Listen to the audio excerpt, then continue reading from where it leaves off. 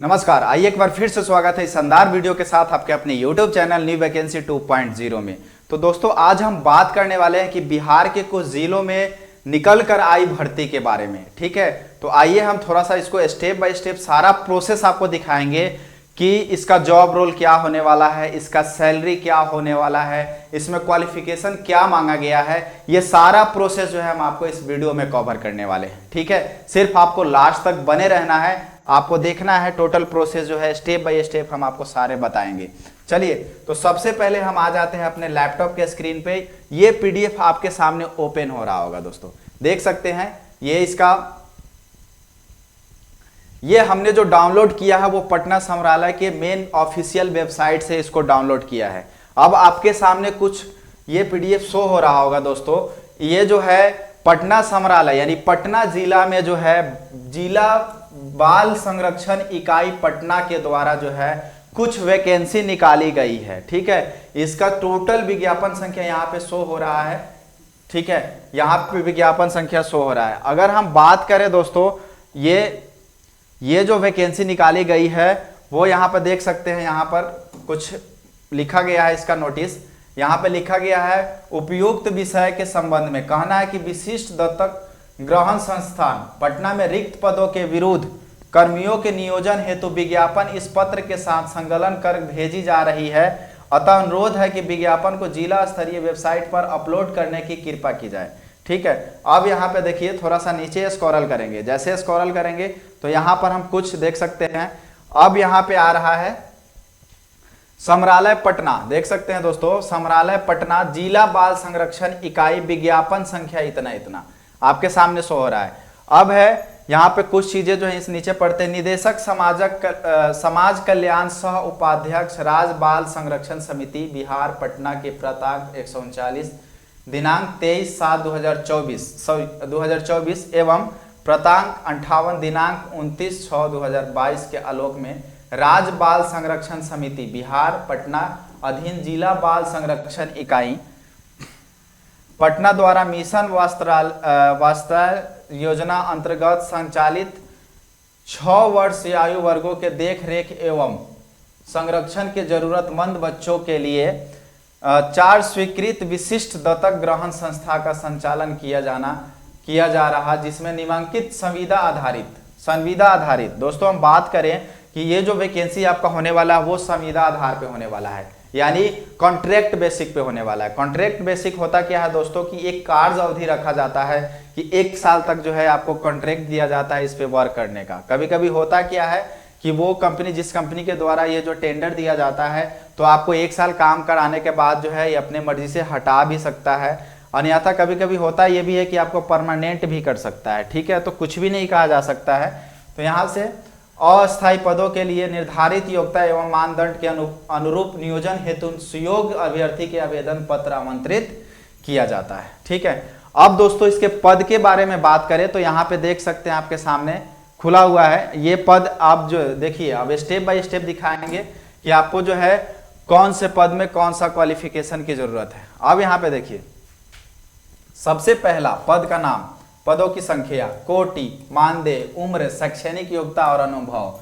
इसमें कुछ अनुभव भी मांगा गया है, एक्सपीरियंस भी मांगा गया है। ठीक है, तो अब हम बात करेंगे पद के नाम के बारे में। तो फर्स्ट जो है आपका मैनेजर कोऑर्डिनेटर का है। ठीक है, जिसमें पदों की संख्या दोस्तों है 4।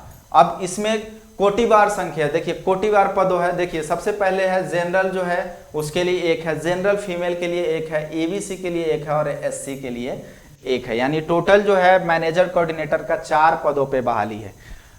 अब मानदेय की बात करें, प्रति माह जो है 23,170 रुपया होने वाला है। ठीक है, इसका उम्र की बात करें तो 25 से लेकर 45 वर्ष के बीच में आप जो भी है उसमें फॉर्म में एलिजिबल हो सकते हैं, फॉर्म डाल सकते हैं। अब शैक्षणिक योग्यता की बात करें, जो आपका क्वालिफिकेशन है, तो उसमें हम देख सकते हैं दोस्तों, समाज कार्य, समाज शास्त्र, मनोविज्ञान, विधि अथवा अन्य किसी भी सामाजिक विज्ञान विषय में स्नातक। ठीक है, आपको जो है स्नातक होना सबसे ज्यादा जरूरी है, तभी जाकर के आप जो है एलिजिबल हो सकते हैं। अब अथवा में देख सकते हैं, यहाँ पे अथवा भी दिया हुआ है। स्नातक के साथ किसी भी मान्यता प्राप्त विश्वविद्यालय या प्रतिष्ठित संस्थान से बाल संरक्षण, काउंसलिंग, बाल विकास में डिप्लोमा की डिग्री या सर्टिफिकेट प्राप्त। ठीक है, इसके साथ साथ ये भी होना अनिवार्य है। ठीक है, अब अनुभव की बात करें दोस्तों तो यहाँ पे देख सकते हैं सामाजिक विकास क्षेत्र में कार्य करने की कम से कम 2 वर्षों का अनुभव। ठीक है, यहाँ पे टोटल दिया हुआ है। अब थोड़ा सा इसमें दूसरा नंबर में अनुभव है एमएस ऑफिस पर कार्य करने के साथ हिंदी एवं अंग्रेजी लिखने पढ़ने एवं बोलने की क्षमता होना चाहिए। ठीक है, यानी आपको एमएस ऑफिस में, एमएस वर्ड में, कंप्यूटर में जो है आपको हिंदी इंग्लिश लिखने का क्षमता होना चाहिए। ठीक है, अब आते हैं दूसरा पद पे। देखिए यहाँ पे दूसरा पद है वो है सामाजिक कार्यकर्ता सह अर्ली चाइल्डहुड एडुकेटर। ठीक है, इसमें भी जो है टोटल पद रखा गया वो 4 है। ठीक है, इसमें भी एक एक है, सारा बांटा गया है। इसका सैलरी की बात करें तो इसका सैलरी 18,536 रुपया। ठीक है, इसका जो उम्र सीमा रखा गया वो 22 से 45 वर्ष रखा गया है। इसमें जो है इसमें भी आपको ग्रेजुएशन मांगा गया है, स्नातक ही मांगा गया है। ठीक है, इसमें इसका अनुभव है किशोर न्याय प्रणाली के साथ कार्य अनुभव की प्राथमिकता दी जाएगी। हिंदी एवं अंग्रेजी लिखने पढ़ने एवं बोलने की क्षमता होना चाहिए। ठीक है, अब हम आते हैं दोस्तों तीसरा में जो है वो नर्स का है, नर्स के लिए है। अब यहाँ पे इसमें भी कुल जो पद है वो 4 है। एक जनरल के लिए है, एक जनरल फीमेल के लिए है, एक ईबीसी 1 और एससी के लिए। ठीक है, इसका सैलरी की बात करें तो 11,916 रुपया है। इसका जो उम्र सीमा रखा गया है वो 45 वर्ष तक रखा गया है। ठीक है, इसका क्वालिफिकेशन की बात करें तो सरकार भारतीय नर्सिंग परिषद द्वारा मान्यता प्राप्त नर्सिंग संस्थान से नर्सिंग में इंटरमीडिएट डिप्लोमा होना अनिवार्य है।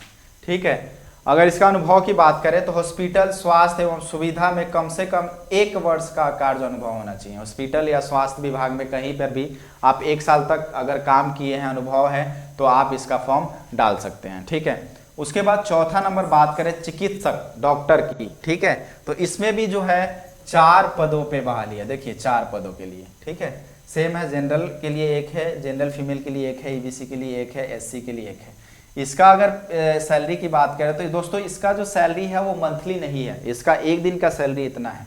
ठीक है, 9,930 रुपया। ठीक है, तो ये इसका जो क्वालिफिकेशन होना चाहिए वो MBBS होना चाहिए। ठीक है, अगर अनुभव की बात करें तो ये रेफरल पर होना चाहिए, यानी कहीं पे कार्य करता होना, ये होना चाहिए, कार्यस्थल पे ये काम करता होना चाहिए। ठीक है, उसके बाद 5वां नंबर की बात करें तो 5वां नंबर है आपका आया के लिए है। केवल महिला इसमें आप डाल सकते हैं, इसमें जो है वो केवल महिलाओं के लिए है।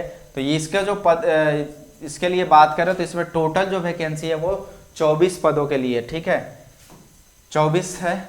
ठीक है, अब यहाँ पे बात करें तो जनरल में 9 है, ईबीसी में 4 है, बीसी में 3 है, एससी में 4 है और एसटी में 1 है, ईडब्ल्यूएस में 2 है और बीसी ईबीसी में 1 है।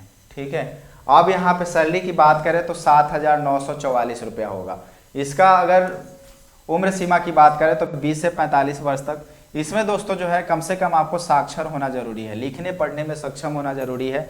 अगर आप क्वालिफिकेशन आपके पास नहीं है, मैट्रिक भी नहीं है, आप 8वां पास है, 8वां भी नहीं है, आपको लिखने की अगर क्षमता है तो आप इसमें एलिजिबल है। ठीक है, इसमें अनुभव की बात करें तो विषम परिस्थितियों में रहने वाले बच्चों के साथ स्नेहपूर्ण व्यवहार करने की प्रवृत्ति होना चाहिए। ठीक है, अब थोड़ा सा 6ठा नंबर देखिए, 6 पदों पे इसका बहाली निकाला गया था। 6ठा नंबर जो है वो है चौकीदार के लिए। देख सकते हैं दोस्तों 6ठा नंबर जो है इसका वो है चौकीदार के लिए। इस पे भी 4 पदों पे है। अब इसका जो है इसमें टोटल जो है दिया हुआ है कौन से कैटेगरी के लिए कितना है उसका, इसका भी सैलरी उतना ही है 7,944 रुपया। इसका जो उम्र सीमा रखा गया है 20 से 45 वर्ष तक रखा गया है। इसमें भी साक्षर होना जरूरी है। ठीक है, तो ये साक्षर होना जरूरी है। अब आते हैं दोस्तों थोड़ा सा नीचे, हम पीडीएफ को स्क्रॉल करेंगे, आप लास्ट तक देखिएगा। हम पीडीएफ भी बताएंगे आपको कहाँ से ये पीडीएफ मिलेगा, आपका फॉर्म कहाँ से मिलेगा, ये सारा प्रोसेस आपको हम बताएंगे।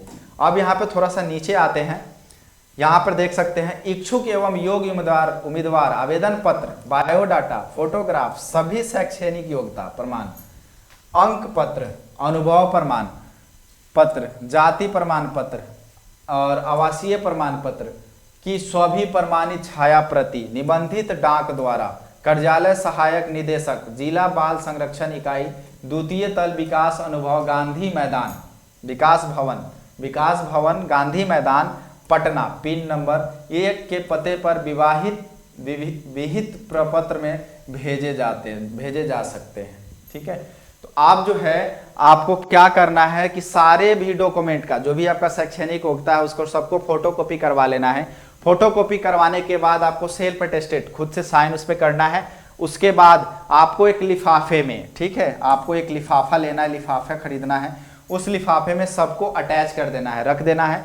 और आपको लिफाफे में यहाँ पे 2 जो सबसे ऊपर होता है 2 इसका एड्रेस डालेंगे, जो भी एड्रेस हमने अब यहाँ पे बताया है अभी कि आपको यहाँ पे ये एड्रेस कार्यालय यहाँ से लेकर के यहाँ तक आपको उस पर फिल कर देना है, ये पिन कोड डाल देना है। ठीक है, इस एड्रेस पे आपको भेजना है। ठीक है, और उसके बाद यहाँ पे फॉर्म में अपना नाम और अपना पता टोटल लिख देना है।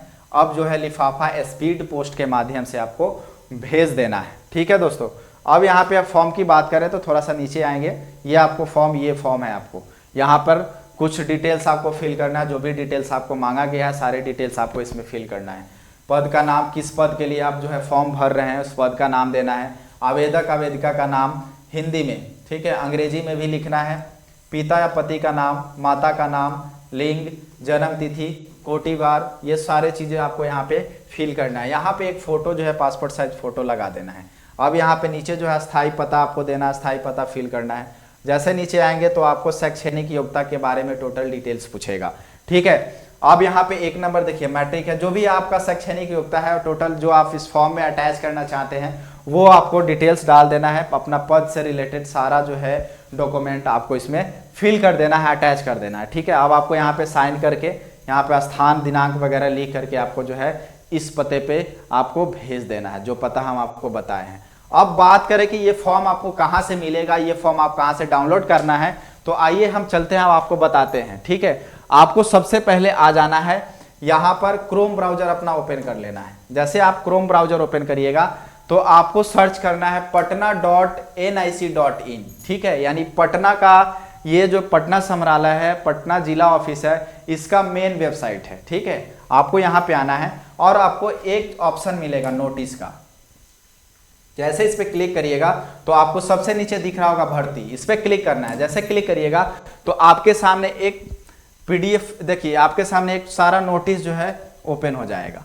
जैसे नोटिस देखिए फर्स्ट में आपका इसका शो हो रहा है नोटिस, देख सकते हैं शीर्षक यहाँ पे देख रहा है, जिला बाल संरक्षण इकाई संग्रहालय पटना, प्रताक संख्या इतना इतना। ठीक है, विवरण इसका टोटल विवरण यहाँ दिया है। आरंभ जो तिथि है वो है 30/8/2024, अंतिम तिथि इसका फॉर्म डालने का वो 18/9/2024 तक है। ठीक है, अब आपको PDF की बात करें, फॉर्म की बात करें तो दोस्तों यहाँ से जैसे क्लिक करिएगा तो आपका फॉर्म आपके सामने ओपन हो जाएगा। ठीक है, ये सारा दिशा निर्देश जो है आप पढ़ लीजिएगा, देख लीजिएगा। अब आपके नीचे जो है जैसे स्क्रॉल करिएगा तो ये फॉर्म आपका आ जाएगा। इसी फॉर्म को आपको किसी साइबर कैफे से प्रिंट आउट करवाना है और ऑफलाइन जो है इसको टोटल फिल करना है, सारे डॉक्यूमेंट लिफाफा के अंदर अटैच करना है। और जो पता हमने बताया है ये PDF जैसे डाउनलोड करिएगा, इस PDF पे भी आपको लिखा होगा, उस पते पे आपको स्पीड पोस्ट के माध्यम से भेज देना है। ठीक है, चलिए अब इस वीडियो के यहीं पर हम एंड करते हैं। अगर आपको लगता है इससे रिलेटेड कुछ पूछताछ करनी है तो कमेंट सेक्शन में कमेंट करिएगा, हम सारे समस्या का समाधान आपको करने की कोशिश करेंगे। ठीक है, अगर आप भी चाह रहे हैं इसी तरह का अपडेट मिलता रहे, अपडेट पाते रहें, तो आप मेरे चैनल को सब्सक्राइब करिए, बेल आइकन को दबाइए और इस तरह का अपडेट पाइए।